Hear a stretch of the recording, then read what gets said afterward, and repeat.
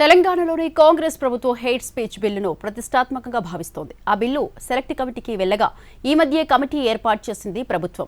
ఆ కమిటీ పని కూడా మొదలుపెట్టింది. హేట్ స్పీచ్ బిల్లుపై సెలెక్ట్ కమిటీ ఎలాంటి నివేదిక ఇవ్వబోతుందన్నది ఆసక్తికరంగా మారింది. బిల్లు సెలెక్ట్ కమిటీకి చేరింది. గత అసెంబ్లీ సమావేశాల్లో హేట్ స్పీచ్, హేట్ క్రైమ్స్ బిల్లును అసెంబ్లీలో ప్రవేశపెట్టింది రేవంత్ రెడ్డి సర్కార్. బిల్లుపై ప్రతిపక్ష సభ్యులు అభ్యంతరాలు వ్యక్తం చేయడంతో పాటు సెలెక్ట్ కమిటీకి పంపాలని సూచించారు. దీనికి ప్రభుత్వం కూడా సమ్మతించింది. స్పీకర్ గడ్డం ప్రసాద్ కుమార్ బిల్లుని సెలెక్ట్ కమిటీకి పంపుతున్నట్లు ప్రకటించారు.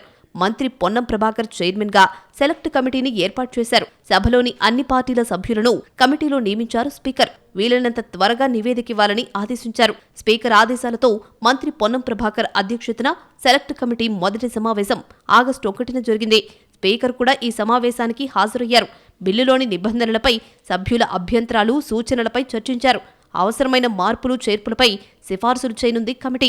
వర్షాకాల సమావేశాల ముగింపు లోపు అసెంబ్లీకి తుది నివేదిక ఇవ్వబోతోంది.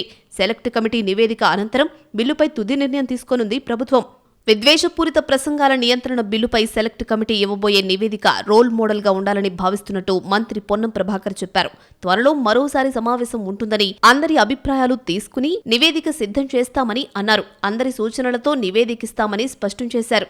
అందరూ కూడా కలిసి ఈ సెలెక్ట్ కమిటీ ఏదైతే ఉందో ఈ సభకు ఒక మంచి రిపోర్ట్ ఇవ్వడం ద్వారా భవిష్యత్తులో ఈ విద్వేషపూరితమైన ప్రసంగాలు సభలో లేకుండా పరస్పర గౌరవ మర్యాదలు, ప్రతి విమర్శలు, ఆ సభా కార్యక్రమాలు సమాజం హర్షించే విధంగా ఉండాలనేటువంటి ఆలోచనతో ఈరోజు మొదటి సమావేశం జరిగింది. సోషల్ మీడియాలో ప్రభుత్వాన్ని, మంత్రులను టార్గెట్ చేస్తూ విద్వేషపూరిత వీడియోలు అప్లోడ్ చేస్తున్నారు కొందరు. దీనికి తోడు విద్వేషం పెంచేలా ప్రసంగాలు కూడా ఉంటున్నాయి. వీటన్నిటికీ చెక్ పెట్టే పనిలో భాగంగా హేట్ స్పీచ్ బిల్లు తెచ్చింది సర్కార్. దీనిపై సెలెక్ట్ కమిటీ ఎలాంటి ప్రతిపాదనలు చేయనుంది అనేది చూడాలి.